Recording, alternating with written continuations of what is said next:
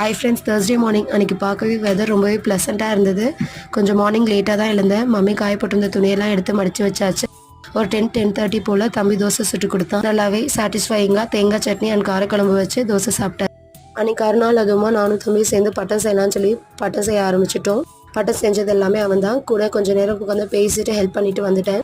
2 to 3 டேஸாகவே orange feel வந்து try பண்ணுறதுக்காக எடுத்து வச்சுருந்தேன். அதுவும் நல்லா ட்ரை ஆகி வந்துருச்சு. அதையும் ஒரு பாக்ஸில் போட்டு ஸ்டோர் பண்ணி வச்சாச்சு. மம்மிக்கு கிச்சனில் ஹெல்ப் பண்ணலான்னு போனால் மம்மி எல்லாமே வெஜிடபிள்ஸ் எல்லாம் கட் பண்ணி பட்டன் எல்லாம் பாயில் பண்ணி வச்சுட்டாங்க. ஸோ அன்றைக்கி ஹெவியான லஞ்ச் தான். மம்மியும் நானும் சேர்ந்து ஷேர் பண்ணி தான் செஞ்சோம். ஷேர் பண்ணிவிட்டு கொஞ்சம் பேசிட்டே செஞ்சதுனால டயர்ட் எதுவும் தெரிஞ்சுக்கல.